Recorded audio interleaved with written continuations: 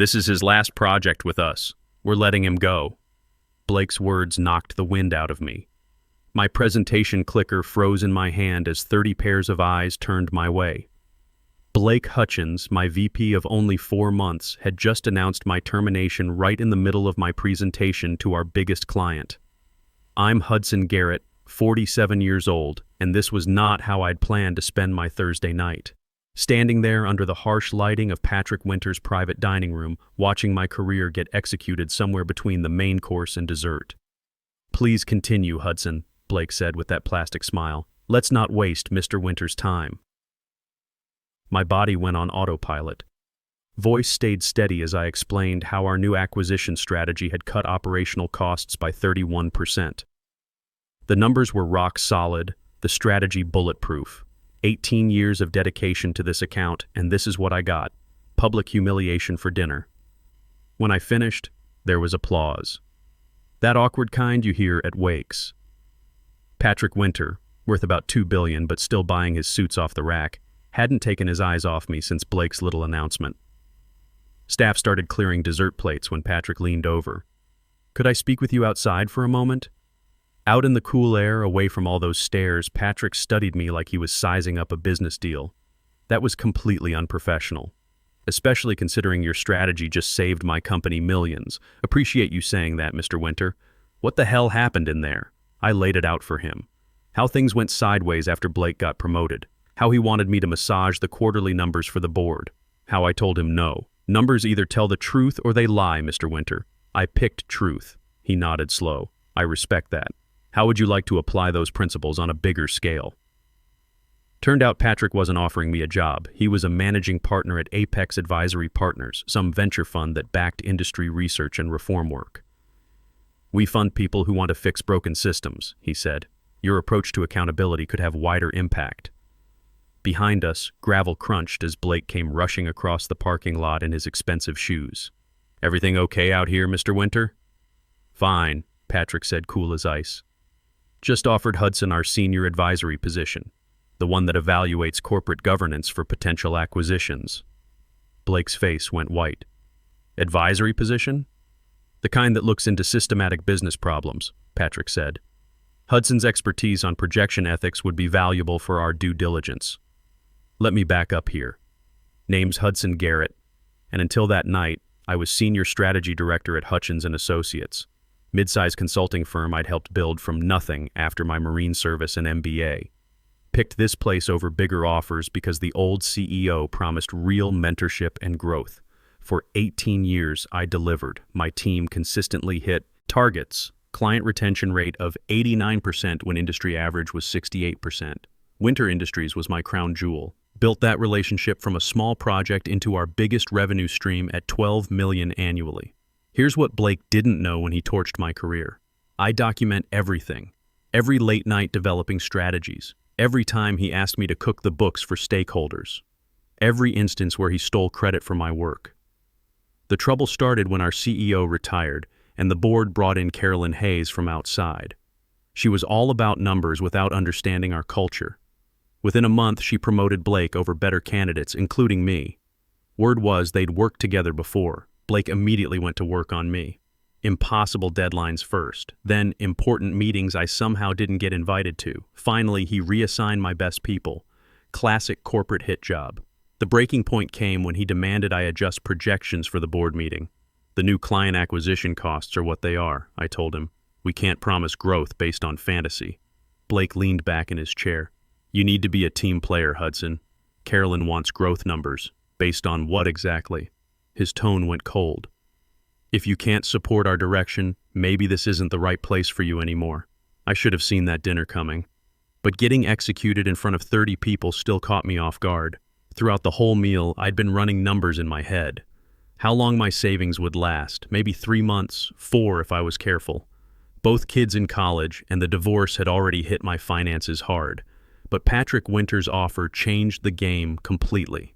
Standing in that parking lot, watching Blake's confidence crumble as he realized what was happening, something clicked. This wasn't just about saving my own skin anymore. This was about fixing a system that was fundamentally broken.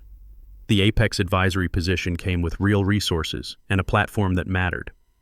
I'd be evaluating companies for potential acquisition, which meant access to their internal operations and books. The pay was better than my current salary, but the real value was influence. I'd need complete independence, I told Patrick. That's exactly what we provide, he said. Freedom to examine whatever problems you identify. Blake cut in, voice tight. Mr. Winter, maybe we should discuss your service needs for next quarter. Hudson's departure means we'll need to restructure our approach. Patrick shut him down cold. Actually, I'm putting all expansion plans on hold until I see how this leadership change affects your service quality. That's when I knew this was going to be interesting. 2 months later, I started my advisory role at Apex. First assignment was evaluating mid-size consulting firms for potential acquisition.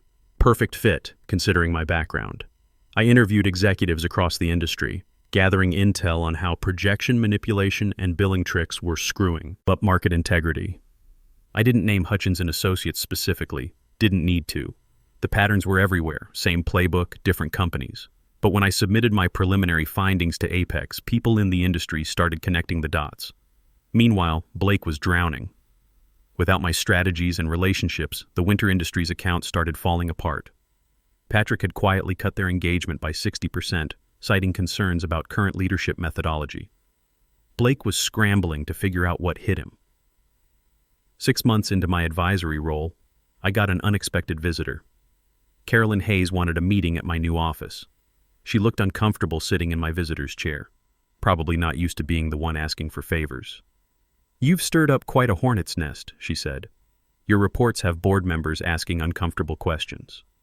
Good questions usually lead to better business, I replied. She leaned forward. Look, mistakes were made. We both know Blake went too far. What would it take to bring you back? Name your price. The offer was everything I'd wanted 6 months ago. Senior partner, big compensation bump, even a board seat. But I'd seen something bigger than just getting my old job back. Not interested in coming back, I said. I'm interested in changing how this whole industry works. Her face darkened. Sounds like a threat. It's a promise. Transparency isn't optional anymore. After she left, I sat there thinking about how the old Hudson would have jumped at that offer. The new Hudson had different priorities. What Carolyn didn't get was that I wasn't out for revenge against one person or company. I was building a case for systematic reform. My reports to Apex were becoming the foundation for new industry standards that would require transparency in projection practices and billing. But the real test was coming up. I'd been invited to speak at the National Consulting Leadership Summit. Blake would definitely be there. First time I'd faced the guy who thought he'd ended my career. He had no idea what I'd been preparing for the past 8 months. 3 days before the summit, I got an anonymous message. Blake knows you're speaking. He's planning to discredit your findings. Watch yourself. The summit was at the Grand Regency Hotel. Walking into that lobby brought back memories of similar events where I'd attended as Blake's subordinate, standing in his shadow while he took credit for my work. Today was different. Today, I was a featured speaker. My presentation was scheduled for the final day. Second day, I watched Blake work the room, glad-handing and networking. Company's performance had tanked since I left, but his political skills were still sharp. During a panel where Blake was speaking, the moderator asked about ethical projection practices, right in my wheelhouse. We've always maintained the highest standards, Blake declared, making eye contact with me in the audience. Some former employees might suggest otherwise for personal reasons, but our track record speaks for itself. Several people turned to look at me. I just smiled and kept taking notes. After the panel, Patrick found me in the hallway. Subtle as a brick, wasn't he? About as subtle as my termination speech. Patrick had that amused look. Ready for tomorrow? More than ready. Good. Because the organizing committee added someone to your panel last minute. He paused. Carolyn Hayes. My heart rate kicked up a notch. Both Blake and Carolyn would be there, positioned to tear apart everything I'd built. But honestly, I felt calm about it. Perfect, I said. More people will hear what needs saying. That evening, another message came in. Check your presentation file. It's been altered. Sure enough, my slides had been tampered with. Key data points changed to make my conclusions look false. If I'd used that file, I would have presented wrong information and destroyed my credibility instantly. I restored the correct data and added security measures. Then I did something they wouldn't expect. created a second presentation file, and left it accessible on the conference system, a decoy. Next morning, the ballroom filled fast. My session on transparency and consulting had generated serious interest after my Apex reports. As I set up equipment, Blake walked in with Carolyn. They grabbed front row seats. "Need any tech help?" Blake offered loudly. "These conference systems can be tricky." "Got it covered," I said. "Thanks for the concern." When they announced my name, the applause was solid. My work had resonated throughout the industry. I connected my personal device instead of using the conference system, bypassing their sabotaged file. "Good morning," I began. "For the past 8 months, I've been analyzing how projection manipulation and billing irregularities damage market integrity.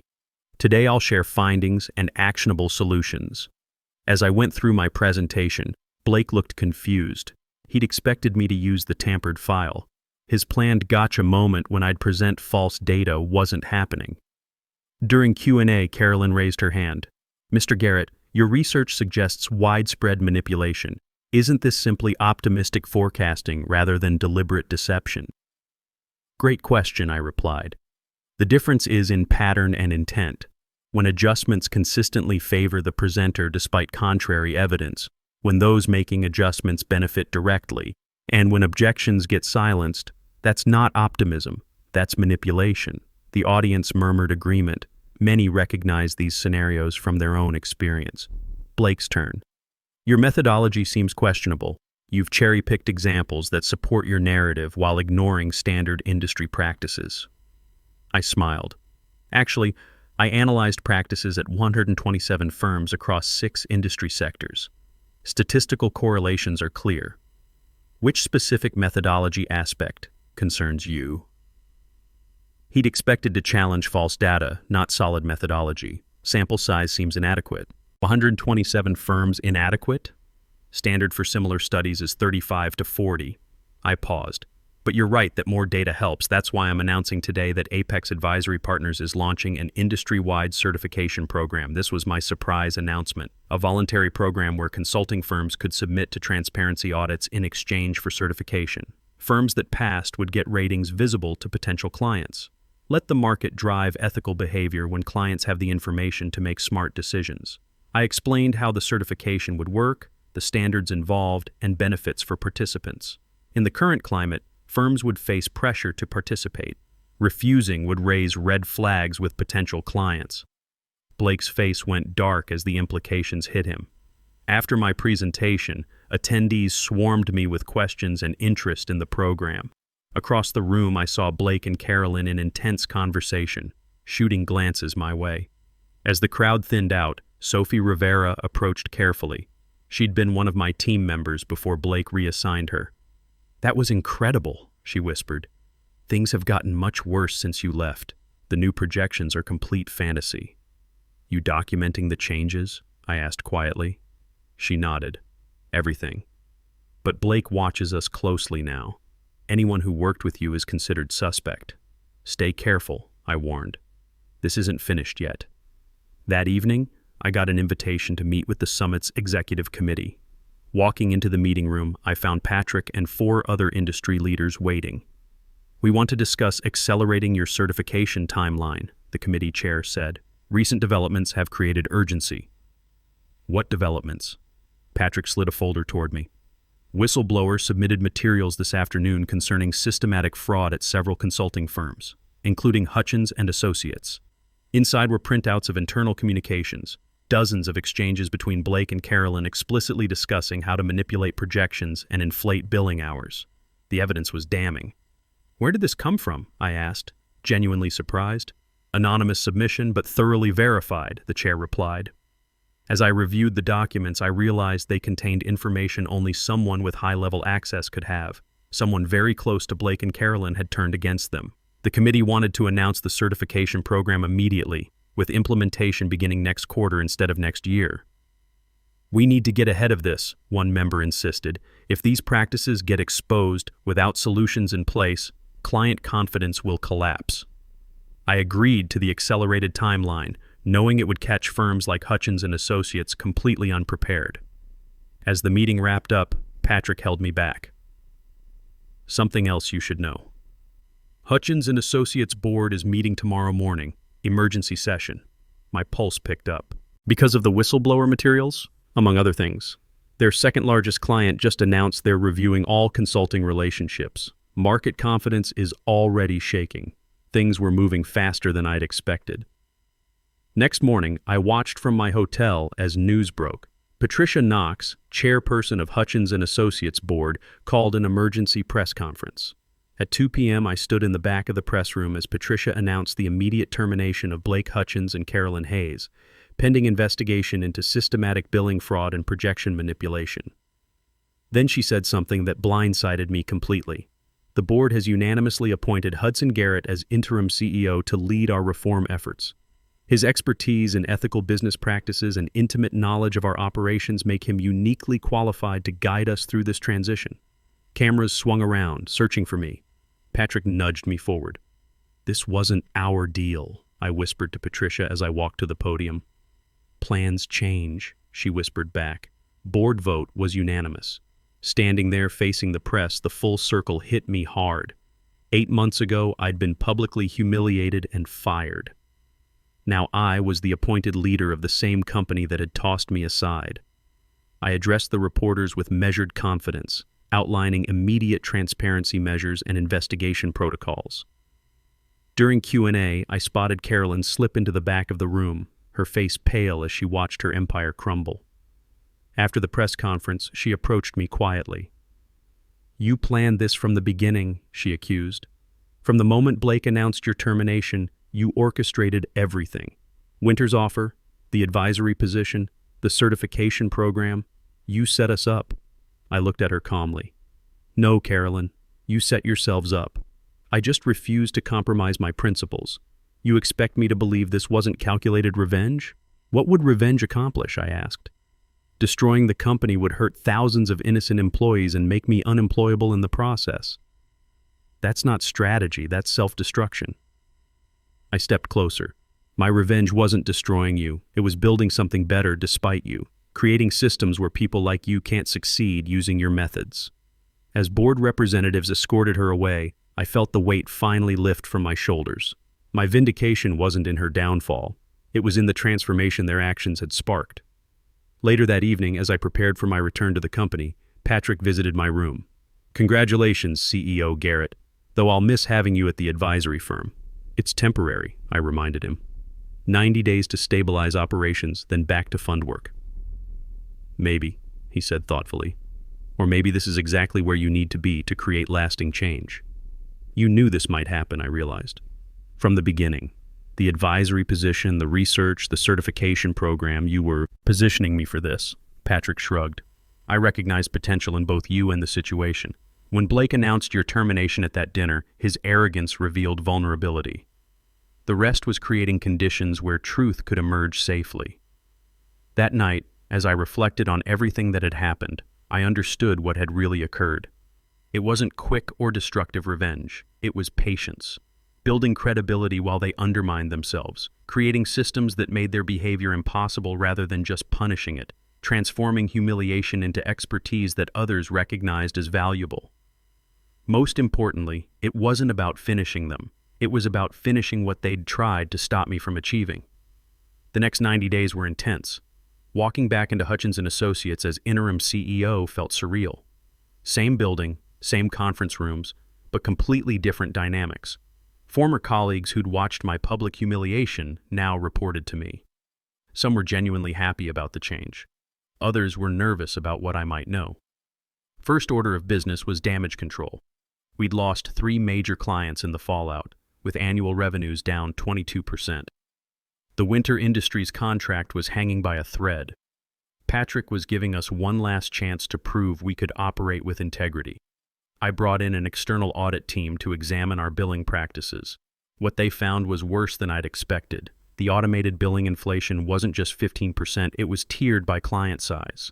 Small clients got hit with 12% markups, mid-size clients 18%, and major accounts like Winter Industries were being overcharged by 23%.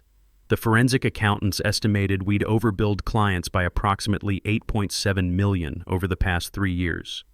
Blake and Carolyn's little scheme had been systematic theft, plain and simple. We immediately implemented full billing transparency. Every client got detailed breakdowns of actual time spent versus billed time. We issued refund offers to affected clients. Some took the money, others appreciated the honesty and stayed with us. Winter Industries decided to expand their engagement after seeing our new standards. The certification program launched 6 weeks ahead of schedule. 43 firms applied for the first round of audits. Hutchins & Associates was obviously the first to get certified. We had to prove we could meet our own standards. By month 3, our client retention had stabilized at 91%. New business was picking up as word spread about our transparency standards. Turns out there was real demand for ethical consulting when clients could verify they were getting what they paid for. The board meeting to discuss permanent leadership happened right at the 90-day mark. I'd planned to recommend an external candidate and return to Apex, but the numbers told a different story. Revenue was up 15% from the previous quarter. Client satisfaction scores had jumped to industry-leading levels. Employee morale was the highest it had been in years. "The board would like you to stay permanently," Patricia Knox said after the formal vote. Unanimous decision. I thought about it for exactly 10 seconds. I accept. 2 years later, Hutchins & Associates had become the industry gold standard. We'd grown from 127 employees to 189. Annual revenue had increased by 34%. The certification program had expanded to 312 participating firms across North America. Blake never recovered professionally. Word gets around in consulting circles, and his reputation was toast. Last I heard, he'd moved to Phoenix and was selling commercial real estate. Carolyn quietly retired with a minimal severance package after the board threatened criminal charges. Sophie Rivera became my VP of operations. She'd been instrumental in documenting the billing fraud and deserved recognition. Several other team members who'd stayed loyal during the transition got promoted to senior positions. The industry transformation exceeded my expectations. The certification program became mandatory for any firm wanting to bid on Fortune 500 contracts. Billing transparency wasn't just good ethics anymore, it was a competitive requirement. My kids finished college debt-free thanks to the CEO salary and performance bonuses.